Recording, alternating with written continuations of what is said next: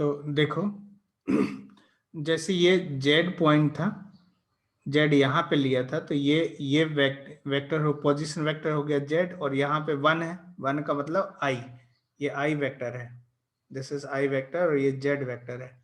तो ये वाला वेक्टर कितना हो जाएगा, जेड माइनस आई, लेकिन ये पोजीशन वेक्टर होगा, सो वो इस तरह से रिफ्लेक्ट करेगा, Z minus I vector. I hope कितना समझ में आ गया होगा। तो अब देखो ये वाला वेक्टर जो है ये अभी भी इसके पैरेलल ही होगा, तो π/3 एंगल ही रिप्रेजेंट करेगा। लेकिन यदि मैं इधर कोई कॉम्प्लेक्स नंबर ले लेता हूँ, लेट्स से ये जेड हो गया, तो अब ये वेक्टर जेड होगा, जेड, और ये आई है, तो जेड माइनस आई कौन सा है, इस तरह का वेक्टर होगा, this is Z minus I, Z minus I ये वेक्टर होगा। लेकिन अब देखो यहाँ पे इस ये पोजीशन वेक्टर होता है, तो ऐसे इस पे तो आएगा नहीं, ये कहाँ से स्टार्ट होगा, ये ऐसे जाएगा, यहाँ से इसके पैरेलल ही रहेगा, दैट इज जेड माइनस आई। और यदि ये वेक्टर हुआ तो क्या ये एंगल π/3 बना रहे, नहीं बना रहे। तो बेसिकली हो क्या रहा है कि ये जो जेड है वो यहां से लेके यहां तक हो ही नहीं सकता, इस रेंज में हो ही नहीं सकता, मतलब लाइन तो ये यही है। तो मतलब ये हो क्या गया कि इसमें जो जेड का लोकस है, locus of Z, locus of z is a ray making angle π/3 with positive real axis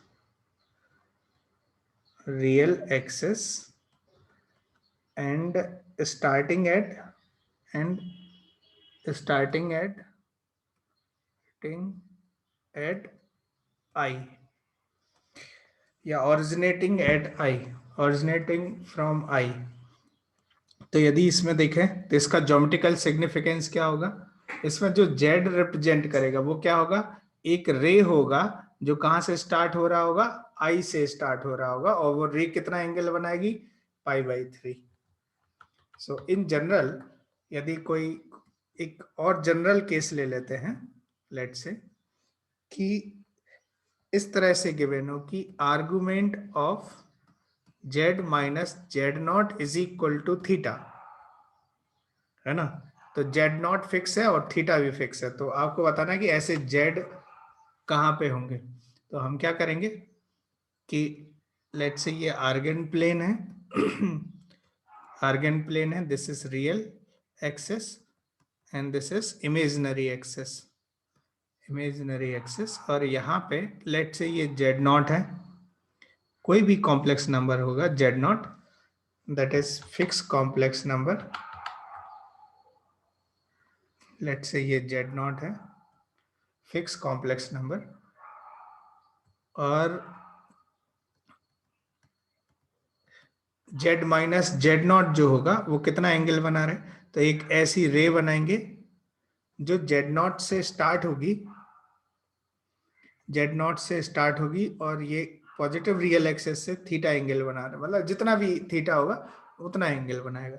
तो वो जेड कहाँ पे लाई करेगा, कहीं पे भी लाई कर सकता है इस रे में, लेकिन वो जेड नॉट से स्टार्ट हो सकती है, तो कहीं पे भी वो जेड हो सकता है। तो लोकस ऑफ जेड ये क्या हो जाएगा, लोकस ऑफ जेड। आप चाहे तो इसको कार्टेशियन फॉर्म में लिख सकते हैं, बट इसकी जरूरत नहीं है, note down this. I think ये लिख लिया होगा, है ना। चलो कुछ क्वेश्चन कर लेते हैं इस पे बेस्ड, राइट डाउन, और देखते हैं कि इस तरह के क्वेश्चन कैसे सॉल्व करते हैं। लिखो, the locus of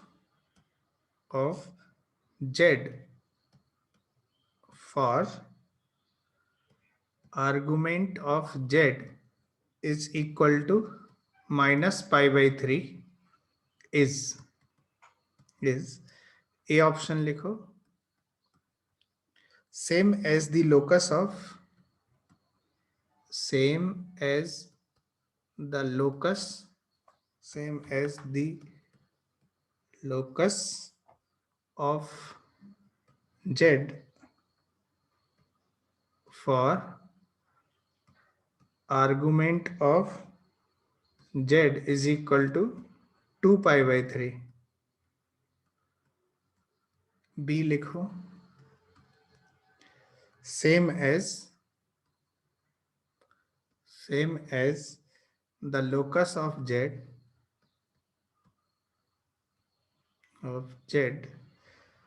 for argument of z equal to pi by 3.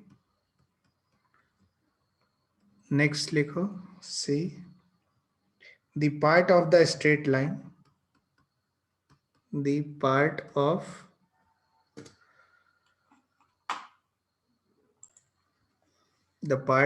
a straight line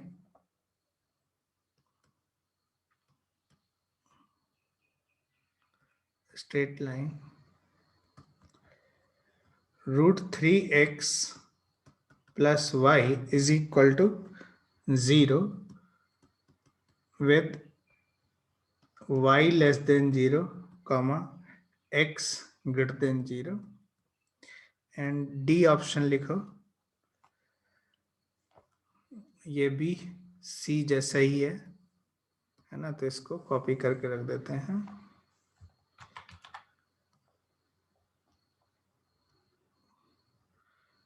थोड़े चेंज हैं. क्या चेंज है?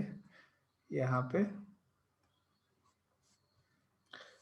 पे चेंज है. देखो इसमें क्या है कि y greater than 0 and x less than 0, ऐसा सिचुएशन है. आंसर करो.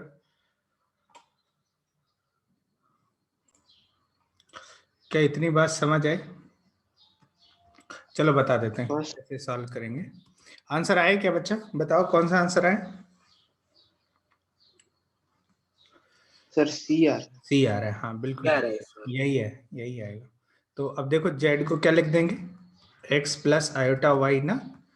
तो आर्गुमेंट ऑफ z मतलब y upon x tan inverse आप सोच सकते हो is equal to minus pi by 3 और y upon x is equal to tan of minus pi by 3 और दिस इज माइनस रूट 2 आ जाएगा, सॉरी माइनस रूट 3 आ जाएगा.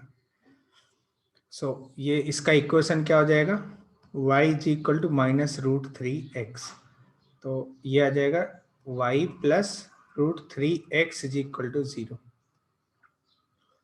y plus root 3x equal to 0, ऐसा सिचुएशन होगा.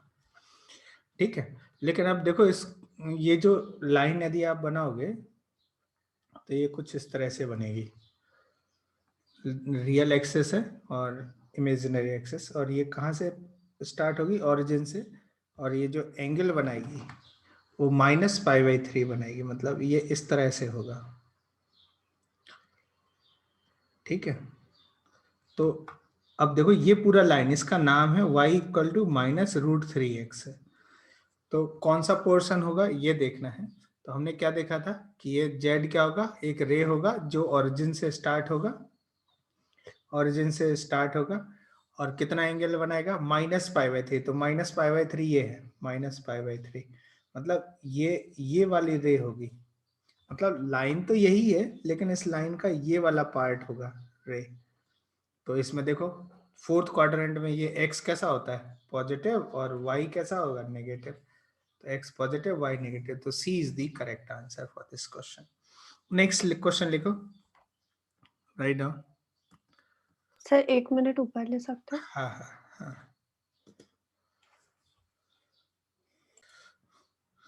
अच्छा next question लिखो. Question है if argument of z plus a is equal to pi by 6 and argument of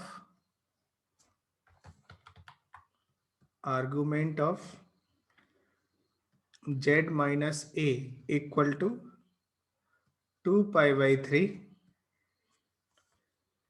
comma a belongs to r plus positive real number, then then there are 4 option. A option है Z is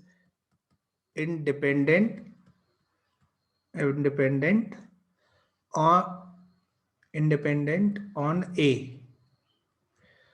B लिखो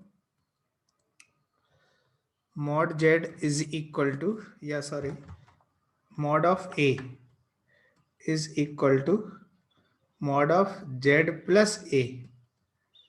C option लिखो Z is equal to A cis pi by 6. cis pi by 6 का मतलब cos pi by 6 plus iota sin pi by 6. Already हम लोग discuss कर चुके हैं ये. एंड डी है Z is equal to A cis pi by 3. Answer करो. Answer it. देखो इसको कैसे करेंगे, कैसे विजुलाइज करेंगे इसको. ठीक है, लेट्स से ये आर्गन प्लेन है, कहीं दिस इज रियल एक्सिस और इमेजिनरी एक्सिस. ठीक है, और ये क्या बोला जा रहा है कि देखो एक ऐसा नंबर है पॉजिटिव रियल नंबर है. तो यदि a पॉजिटिव है तो लेट्स से ये a हो गया और दिस इज माइनस a. ऐसा क्यों कर रहे हैं? क्योंकि यदि हम इसके बारे में बात करें तो ये क्या हो जाएगा, इसको बोलेंगे argument of z minus a is equal to pi by 6. मतलब इसमें जो z का लोकस होगा वो क्या होगा, वो एक रे होगा और कहाँ से स्टार्ट हो रहा होगा, माइनस a से स्टार्ट हो रहा है. कितना एंगल बना रहे हैं, पाई बाई 6. पाई बाई 6 मतलब 30 डिग्री एंगल बना रहे हैं. तो ऐसा z क्या वो जो रे होगी वो कुछ इस तरह से होगी, इस तरह से रे होगी, है ना. तो फर्स्ट वाली सिचुएशन में जो z हो सकता है वो इस रे पे कहीं पे भी हो सकता है, एनीवेयर एट दिस प्लेस. ठीक है. अच्छा, दूसरा ये वाला देख लेते हैं. ये वाला ये क्या कह रहे हैं, इसमें z क्या है, देखो इसमें भी z का लोकस एक रे होगा, लेकिन वो कहां से स्टार्ट हो रहा होगा, a से स्टार्ट हो रहा है और कितना एंगल बना रहा है, 2 पाई बाई 3 एंगल बना रहा है. तो 2 पाई बाई 3 एंगल बनाते हुए दिस इज पाई बाई 6 और ये 2 पाई बाई 3. तो 90 प्लस पाई बाई 6 कितना होता है, 90 प्लस 30 क्या 120 होता है, और 2 पाई बाई 6. तो यहाँ पे देखो ये वाली जो रे आएगी वो ऐसी होगी, मतलब ए से स्टार्ट तो हो रही है, लेट से ये रे है, लेकिन ये वाला एंगल 90 होगा क्योंकि 90 प्लस पाई बाई 6 ही ये 2 पाई बाई 3 होगा, 2 पाई बाई 3. इससे ऑब्जर्व कर लिया हम लोगों ने, यहाँ पे ऑब्जर्वेशन है. ठीक है, कि दूसरा वाला कह रहा है ऐसा जेड जो है वो एक रे है जो ए से स्टार्ट हो रही है और 2 पाई बाई 3 से 2 पाई बाई 3 एंगल बना रही है. अच्छा, इन दोनों को कंबाइनली देखा जाए तो ऐसा जेड चाहिए जो इसे भी सेटिस्फाई करे और इसे भी. तो क्या वो जेड ये हो जाएगा, दिस इज दी जेड, ये कॉमन जेड जो है दोनों को सेटिस्फाई कर रहा है, इसको भी और इसको भी, दोनों को सेटिस्फाई कर रहा है. ठीक है, तो यही जेड हो गया. जेड मतलब ये वाला इस तरह से. अब ये जेड हो गया. अब इसके बारे में देखो, ये बोल रहा है कि Z is independent on A. Z जो है ए पे इंडिपेंडेंट है, लेकिन ये जेड होगा कितना ये देख लेते हैं. अच्छा एक बताओ, ये 90 डिग्री है और यदि मैं एक सर्कल ड्रॉ करूं जिसका डायमीटर ये हो तो क्या वो इस पॉइंट से पास करेगा, लेट्स से पी, इसको ए बना देते हैं बी. यदि मैं एक ऐसा सर्कल ड्रॉ करूं जिसका डायमीटर ए बी हो तो क्या वो पी से पास करेगा, पी से पास करेगा कि नहीं करेगा, क्यों, क्योंकि diameter subtend 90 degree angle at it circumference. Circumference पे डायमीटर 90 डिग्री एंगल सबटेंड करता है तो लेट्स से मैं सर्कल बना देता हूँ, है ना, ऐसा बना देता हूँ। अच्छा ये सर्कल है, तो बताओ ये वाली लेंथ कितनी होगी, ओ जेड लेंथ। देखो ये ए है और ये भी ए है, तो ये भी ए ही होगी ना, क्योंकि ये रेडियस का काम करेगा। तो ये लेंथ कितना हो जाएगा, ए यूनिट। अच्छा ये ए यूनिट है और ये ए यूनिट है और ये एंगल 2π/3, तो ये एंगल कितना हो जाएगा, π/3। देख लो ध्यान से, 120 है और ये कितना हो जाएगा, 180 लीनियर पे है, तो ये π/3 मतलब 60 डिग्री हो जाएगा ये। और ये आइसोसेलेस ट्रायंगल है, तो ये भी 60 डिग्री है, 60 है, तो फिर ये एंगल भी कितना होगा, 60 डिग्री होगा कि नहीं होगा। तो जेड देखो, जेड के बारे में क्या क्या क्या क्या केस है कि जेड जो है वो ओरिजिन से ए यूनिट डिस्टेंस पे है और कितना एंगल बना रहा है, π/3। तो क्या जेड को ऐसे लिख सकते हैं, ए सिस π/3 लिखा जा सकता है, ए सिस π/3। तो देखो ये आ जाएगा, जेड के बारे में पूछा गया तो ये डी पार्ट मैच कर रहा है। अब क्वेश्चन ये कि क्या जेड ए पे इंडिपेंडेंट है, बिल्कुल नहीं है भाई, ए तो आ ही रहा है, ए पे डिपेंड कर रहा है, जेड ए इंक्लूड आ रहा है ना तो ये आ रहा है। लेकिन ये कह रहा है कि z mod of a is equal to mod of z, इसके बारे में। तो ये देखो, ये mod of z plus a का क्या मतलब है, ध्यान से देखो कि जेड ये है, जेड ये है और माइनस ए, तो ये वाली लेंथ कितना हो जाएगा, मॉड जेड प्लस ए हो जाएगा ना, जेड में से माइनस ए सब्ट्रैक्ट करेंगे तो ये लेंथ आएगी यहां से लेके यहां तक। क्या ये लेंथ ए के इक्वल होगी, मॉड ऑफ ए मतलब ए, क्या ये लेंथ इसके इक्वल है, बिल्कुल नहीं है, नहीं है ना। तो हम क्या करेंगे, this is wrong by the way. तो सारे ऑप्शन आपने चेक कर लिए, D is the only correct answer. Note down this and write down next question. Question लिखो सर, एक ही मिनट है। नेक्स्ट क्वेश्चन लिखो, if a comma b comma c belongs to R such that a z1 plus b z2 plus c z3 equal to 0, where a plus b plus c equal to 0 and a comma b comma c are not all 0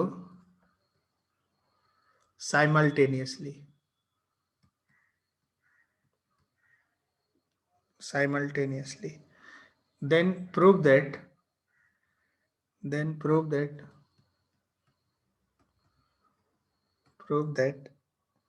complex numbers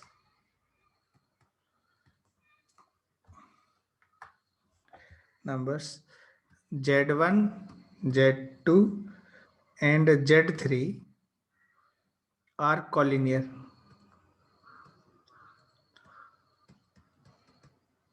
आपको ये proof करना है, z1 z2 z3 जो है वो collinear हो गए। करो जल्दी से प्रूफ, देखो किस तरह से करना है। देखो क्या दिया हुआ है, दो सिचुएशन है, a z1 plus b z2 plus c z3 equal to 0 और दिया हुआ है a plus b plus c equal to 0, ऐसा लिख देते हैं। अच्छा तो c को क्या हम ऐसे लिख सकते हैं, c can be written as minus of a plus b, c can be written as minus of a plus b, यहाँ पे पुट कर दें तो a z1 plus b z2 और c की जगह minus a plus b z3 equal to 0। तो इसका मतलब है z3 इज इक्वल टू कितना हो जाएगा, a z1 plus b z2 upon a plus b हो गया। A Z1 plus B Z2 upon A plus B, ये Z3 हो गया। Is this clear? तो ये क्या बता रहा है, यही तो है सेक्शन फॉर्मूला, यही बता रहा है कि ये Z1 है और ये Z2 है और ये कहीं Z3 हो सकता है इंटरनल भी हो और एक्सटर्नल, वो डिपेंड करेगा ए और बी पे। तो लेट्स से Z3 है, जो इसको Z1 में ए मल्टीप्लाइड है, तो ये हो गया B इज टू ए के रेशियो में डिवाइड करेंगे। तो देखो B मल्टीप्लाई होगा Z2 से और A मल्टीप्लाई होगा Z1 से, A Z1 plus B Z2 upon B plus A आ जाएगा। तो इसका क्या मतलब है, इसका मतलब हो गया कि Z1 Z2 and Z3 are collinear, मतलब वो सेम लाइन पे है, ये हमें प्रूफ करना था। नेक्स्ट क्वेश्चन लिखो या नेक्स्ट हेडिंग लिखो, परपेंडिकुलर बाइसेक्टर। परपेंडिकुलर बाइसेक्टर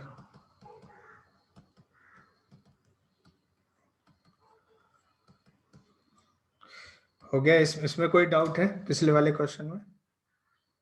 नहीं सर। अब देखो यहाँ पे परपेंडिकुलर बाइसेक्टर से क्या मतलब है कि लेट से ये Z1 है और ये Z2 है, Z1 एंड Z2, तो दिस इज A और ये B पॉइंट हो गया AB, और इसका परपेंडिकुलर बाइसेक्टर कहीं यहाँ पे, लेट से ये सिचुएशन है परपेंडिकुलर। तो यहाँ पे यदि ये परपेंडिकुलर बाइसेक्टर है तो कोई भी P point let say Z है कहीं पे भी, तो क्या PA is equal to PB होगा? PA इक्वल टू PB होगा कि नहीं होगा? ये वाला लेंथ देख लो ध्यान से, क्योंकि परपेंडिकुलर बाइसेक्टर है तो ये दोनों ट्रायंगल क्या हो जाएंगे, कॉन्ग्रुएंट ट्रायंगल हो जाएंगे, तो करस्पॉन्डिंग साइड सेम होती है, तो मतलब PA इक्वल टू क्या हो जाएगा, PA इक्वल टू PB। तो अब यहाँ पे देखो PA है कितना, तो ये पॉइंट Z है, तो PA लेंथ कितना होगा, mod of Z minus Z1, और यहाँ पे PB कितना होगा, मॉड Z माइनस Z2। तो ये दोनों सेम है, तो ये क्या होगा, mod Z minus Z1 is equal to mod Z minus Z2। यदि इस तरह से गिवन है तो इसमें जो Z है, locus of Z is a perpendicular bisector of AB। Note on this। क्या इतनी बात समझ आई? नोट करो। If you have any doubt please ask.